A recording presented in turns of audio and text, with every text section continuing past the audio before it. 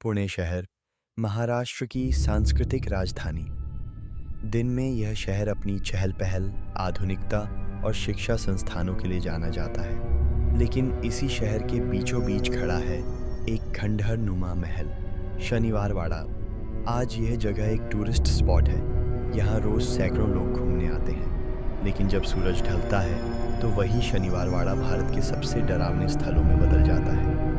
रात को अक्सर स्थानीय लोग कहते हैं कि उन्होंने यहाँ से एक नन्हे बच्चे की चीखें सुनी है। आवाज़ आती है, काका माला वाचवा, मराठी में काका मुझे बचाओ। ये आवाज़ सिर्फ चीख नहीं, बल्कि उस बच्चे की आखिरी पुकार है जिसे उसी किले की दीवारों के भीतर निर्दयता से मार डाला गया था। और कहा जाता है कि उसकी आत्मा आज भी भटक रही है। संशुई 30 के आसपास पेशवा बाजीराव प्रथम ने शनिवार वाड़ा का निर्माण शुरू करवाया। उस समय पुणे मराठा साम्राज्य का गढ़ था। शनिवार वाड़ा केवल एक महल नहीं, बल्कि शक्ति और वैभव का प्रतीक था। पत्थर और लकड़ी से बनी इस इमारत में 5 मंजिलें थीं, शानदार दरवाजे, नक्काशीदार झरोखे और राजसी आंगन। कहा जाता है कि यह नाम शनिवार वाड़ा इसलिए पड़ा क्योंकि इसकी नींव शनिवार के दिन रखी गई थी। जल्द ही यह जगह पेशवाओं की राजधानी बन गई। श्रावण मास का समय था। पूरा शनिवार वाड़ा भगवान की पूजा और संगीत में डूबा हुआ था। उसी रात अचानक महल के गलियारों में तलवारों की खनक गूंज उठी। नारायण राव भागता हुआ अपनी चाची आनंदीबाई के कमरे में गया। रोते हुए उसने पुकारा, काका माला वाचवा। लेकिन आनंदीबाई ने दरवाज़ा बंद कर दिया। सैनिकों ने उस मासूम पर तलवारें चला दी। किले की दीवारें उस रात खून से लाल हो गईं। उसकी चीखें इतनी दर्दनाक थीं कि गूंज आज तक सुनाई देती हैं। नारायण राव की मौत के बाद शनिवार वाड़ा कभी पहले जैसा नहीं रहा। लोगों का मानना है कि इतने निर्दोष खून ने इस जगह को श्रापित कर दिया। कहा जाता है कि उसी दिन से यह महल भूतहा बन गया। ब्रिटिश काल के दौरान भी इस किले में अजीब घटनाओं की रिपोर्ट्स मिलती रहीं। फिर सन 1828 में शनिवार वाड़ा में भीषण आग लगी, जिसने 5 मंजिलों में से 4 को पूरी तरह जला दिया। आज जो बचा है वह सिर्फ एक खंडहर है। आज यहाँ पर्यटक आते हैं, लेकिन सूर्यास्त के बाद कोई भी इस किले में रुकने की हिम्मत नहीं करता। गार्ड्स कहते हैं कि रात को अक्सर उन्हें बच्चों की चीखें, अचानक बंद होने वाले दरवाजे और अजीब सरसराहट सुनाई देती है। शनिवार वाड़ा का इतिहास अपने आप में एक डरावनी कहानी है, लेकिन यह तो सिर्फ प्रस्तावना है। असल डरावनी घटनाएं तब शुरू होती हैं जब कोई आधुनिक इंसान इस श्रापित किले में रात बिताने की कोशिश करता है। साल 2022 अक्टूबर का महीना। पुणे की सड़कें त्योहारों की रोशनी से जगमगा रही थीं। दिन में भीड़, चहल पहल और गाड़ियों का शोर, लेकिन रात ढलते ही शहर की हवा में एक अजीब सी ठंडक उतर आई।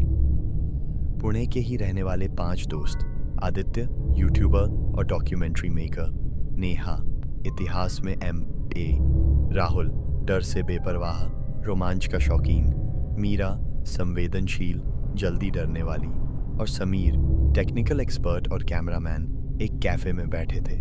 आदित्य ने धीरे से कहा, दोस्तों क्यों ना आज रात कुछ अलग किया जाए। शनिवार वाड़ा का नाम तो सुना ही है तुम सब ने। नेहा ने चौंक कर उसकी बात काट दी। अरे हाँ, लेकिन वहाँ रात को कोई नहीं जाता। वहाँ तो आवाज़ें आती हैं, चीखें। राहुल हंस पड़ा। डरपोक मत बनो, आजकल भूत प्रेत जैसी कोई चीज़ नहीं होती। ये सब कहानियाँ हैं, बस डराने के लिए। आदित्य की आंखों में चमक थी।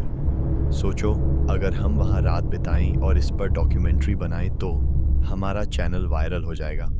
बाकी थोड़े हिचकिचाए, लेकिन रोमांच और चुनौती का आकर्षण इतना ज़बरदस्त था कि आखिरकार सब मान गए। रात लगभग 10 बजे सब अपनी गाड़ी में शनिवार वाड़ा की ओर निकल पड़े। रास्ते में अंधेरा, सुनसान सड़कें और ठंडी हवा बह रही थी। शनिवार वाड़ा के गेट तक पहुंचते ही गार्ड ने उन्हें रोका। साहब, रात को यहाँ आना मना है। सूरज ढलते ही गेट बंद कर दिया जाता है। अंदर से चीखें आती हैं, लोग डर जाते हैं। आप लोग यहाँ क्यों आए हैं? आदित्य ने झूठ बोल दिया। हम सिर्फ थोड़ी देर शूट करेंगे और निकल जाएंगे। काफ़ी मनाने के बाद और कुछ पैसे देने पर गार्ड मान गया, लेकिन जाते जाते उसने कहा, अगर कुछ गड़बड़ हो तो मुझे दोष मत देना।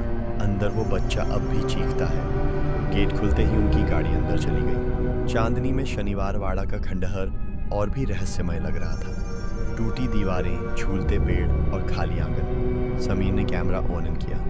Recording start. टाइम रात 10:45। लोकेशन शनिवार वाड़ा। सब लोग अपने अपने कैमरों के साथ अलग अलग हिस्से में। नेहा पुराने महल की दीवारों को छूकर बोली, यहीं कभी पेशवा रहते थे और यहीं हुआ था नारायण राव की हत्या।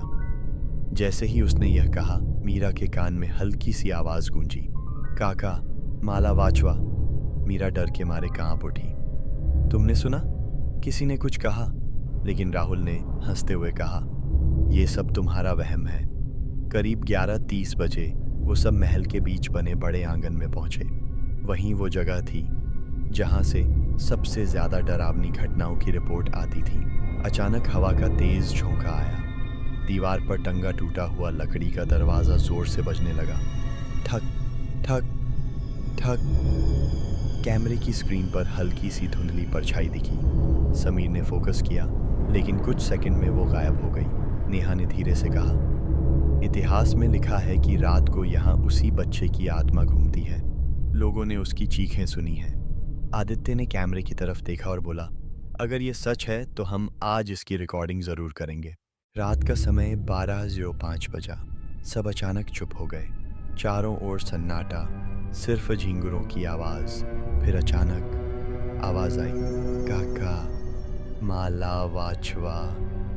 ये आवाज इतनी मासूम और दर्द भरी थी कि सबके रोंगटे खड़े हो गए। मीरा डर के मारे जमीन पर बैठ गई। ये सच है? कोई बच्चा सच में मदद मांग रहा है? लेकिन राहुल अब भी हंस रहा था। कितनी अच्छी एक्टिंग कर रहे हो तुम लोग। अचानक उसके पीछे किसी ने जोर से धक्का दिया। वह जमीन पर गिर पड़ा। सबने टॉर्च डाली, लेकिन पीछे कोई नहीं था। करीब 12:30 बजे उन्होंने महल के पिछले हिस्से में जाने का फैसला किया। वहाँ एक पुराना दरवाज़ा था जिसके बारे में गार्ड ने कहा था कि यह अपने आप बंद हो जाता है। जैसे ही वो लोग अंदर दाखिल हुए, दरवाज़ा अपने आप जोर से बंद हो गया। धड़ाम। अंधेरे में सब घबरा गए। नेहा रोने लगी। ये अच्छा आइडिया नहीं था, हमें यहाँ से निकल जाना चाहिए। लेकिन आदित्य जिद पर अड़ा था, नहीं, अगर हमें सच रिकॉर्ड करना है तो हमें रुकना होगा। अचानक समीर ने कैमरे की स्क्रीन की ओर इशारा किया। देखो, दीवार पर कुछ है। टॉर्च डालते ही सब दंग रह गए। दीवार पर लाल रंग के धब्बे फैल रहे थे, जैसे ताजा खून बह रहा हो। धीरे धीरे उन धब्बों ने शब्दों का रूप लिया। माला वाचवा। मीरा चीख पड़ी, यहाँ से निकलो प्लीज। लेकिन दरवाजा बाहर से बंद था। उनकी सांसें तेज होने लगीं। शनिवार वाड़ा के अंदर वो पांचों दोस्त अब फंस चुके थे। दरवाजा अपने आप धड़ाम से बंद हो गया था और बाहर जाने का कोई रास्ता नहीं था। अंदर खुप अंधेरा, हवा भारी और घुटन भरी। मीरा लगातार रो रही थी। हमें यहाँ नहीं आना चाहिए था, ये जगह हमें जिंदा नहीं छोड़ेगी। राहुल ने टॉर्च जलाने की कोशिश की, लेकिन अचानक बैटरी खत्म हो गई। बाकी तीनों के कैमरों की लाइट भी झिलमिलाने लगी। नेहा ने कांपती आवाज में कहा, इतिहास की किताबों में लिखा है कि नारायण राव की आत्मा रात में यहाँ भटकती है। लोग कहते हैं उसकी चीख आज भी सुनाई देती है। तभी फिर वही आवाज गूंजी, काका, माला वाचवा।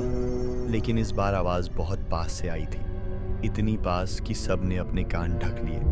कैमरे की झिलमिलाती रोशनी में एक छोटी सी परछाई दिखाई दी। लगभग 13-14 साल के लड़के की आकृति, सफेद कपड़े, चेहरा धुंधला और आंखों में डर। समीर ने कैमरे से झूम किया, हे भगवान, ये तो सच में बच्चा है। उस परछाई ने हाथ जोड़कर जैसे कुछ कहा, लेकिन शब्द समझ में नहीं आए। बस इतना साफ था कि वह किसी से मदद मांग रहा था। नेहा के गले से शब्द फूट पड़े, ये वही है, नारायण राव पेशवा। अचानक पूरा कमरा हिलने लगा। चारों ओर अंधेरा और धुएं जैसा फैल गया। दोस्तों ने महसूस किया जैसे वे समय में पीछे चले गए। अब उनके सामने शनिवार वाड़ा का पुराना महल था, वैसा जैसा 1700 के दशक में हुआ करता था। चारों ओर सैनिक, हथियार और शाही दरबार। फिर अचानक चीखें। कई तलवारधारी आदमी एक छोटे बच्चे की ओर दौड़ते दिखे। बच्चा भाग रहा था, चिल्ला रहा था, काका, माला वाचवा। उसकी आंखों में डर होठों से खून और शरीर पर चोटें। तलवारें हवा में उठीं और फिर सब कुछ अंधकार में डूब गया। मीरा चीख पड़ी, मैं ये सब और नहीं देख सकती। जब सबने फिर आंखें खोलीं, वे दोबारा खंडहर में थे, लेकिन अब दीवारों पर बड़े बड़े खून के धब्बे फैल चुके थे। कहीं किसी बच्चे की हथेली के निशान, कहीं पैरों के। राहुल पहली बार कांप रहा था। ये सच नहीं हो सकता। ये सब कैमरे का इफेक्ट होगा। समीर ने कैमरे की स्क्रीन दिखाई, लेकिन स्क्रीन पर कुछ और ही था। वहाँ सिर्फ एक ही चेहरा दिख रहा था, वही बच्चा नारायण राव, जो लगातार मदद की गुहार कर रहा था। आवाज़ें अब और तेज हो गईं। काका माला वाचवा, काका माला वाचवा, जैसे पूरी हवेली उस चीख से गूंज रही थी। चारों तरफ खिड़कियां अपने आप बंद हो गईं। लकड़ी के दरवाजे जोर जोर से हिलने लगे। अचानक एक पत्थर उछलकर आदित्य के कंधे पर लगा। वह दर्द से चिल्ला उठा।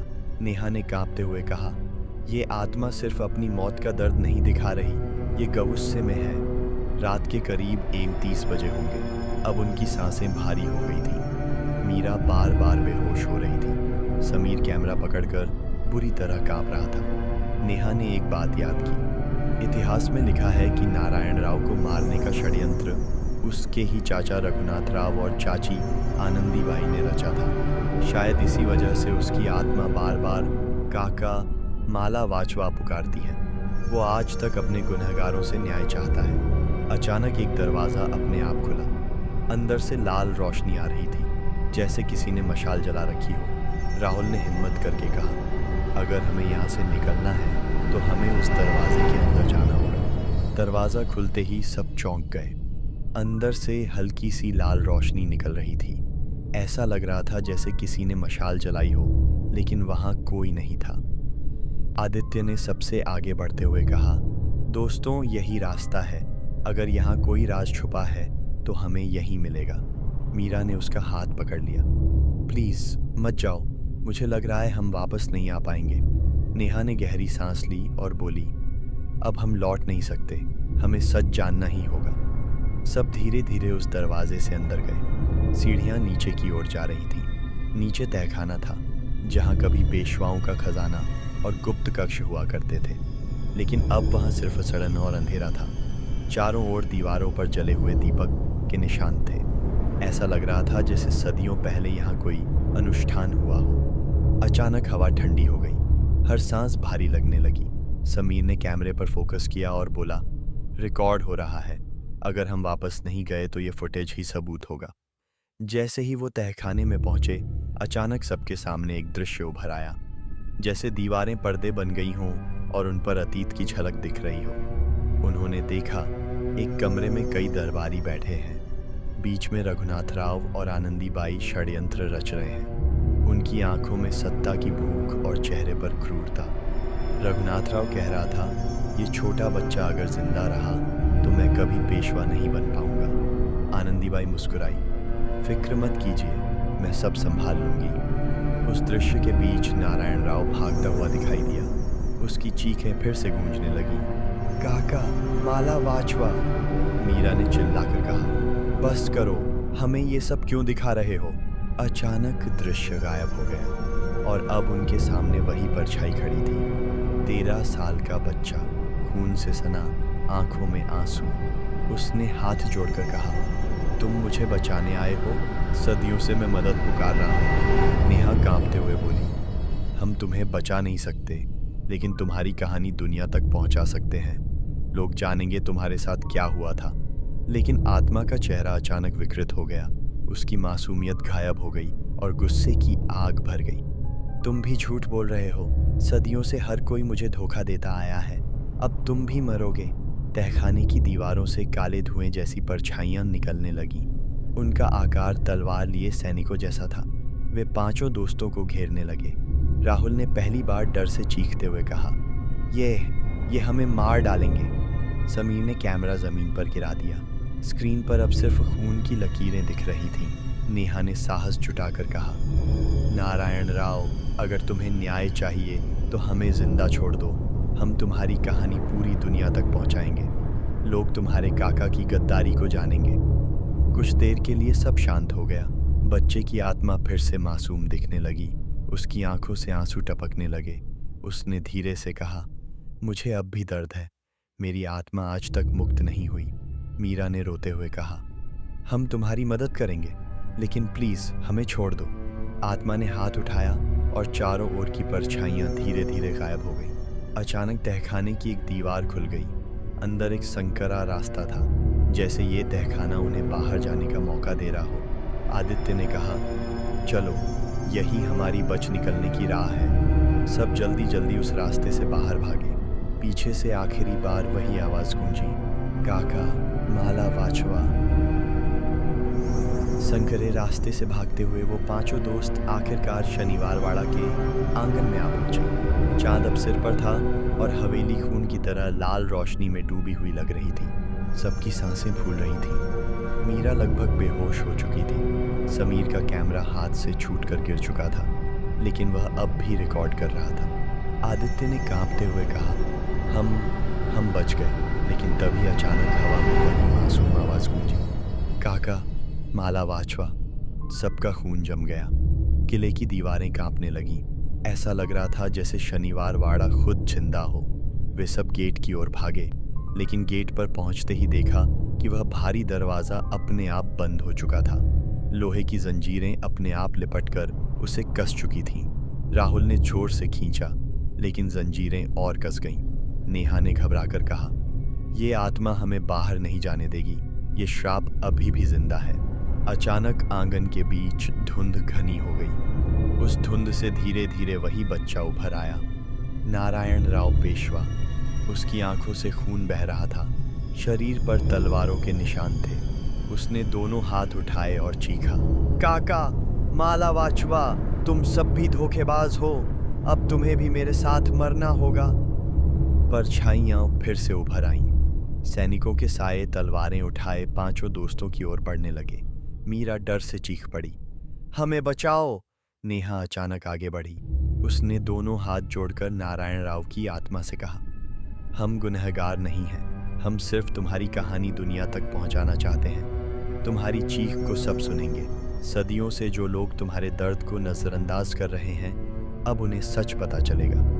आदित्य भी बोला, मैं यूट्यूबर हूँ, मेरे कैमरे में सब रिकॉर्ड हो चुका है। मैं कसम खाता हूँ, पूरी दुनिया को दिखाऊंगा कि शनिवार वाड़ा सिर्फ खंडहर नहीं है, यह एक जीवित श्राप है। बच्चे की आत्मा कुछ देर तक स्थिर रही। उसकी आंखों से आंसू बहने लगे। चेहरा धीरे धीरे मासूम होता गया।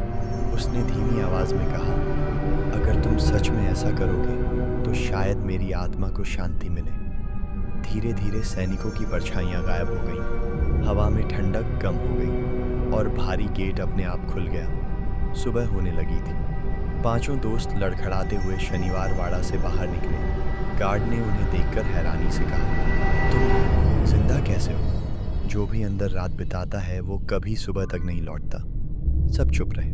उनके चेहरे पर डर और राहत दोनों झलक रहे थे। आदित्य ने समीर से कैमरा उठाया।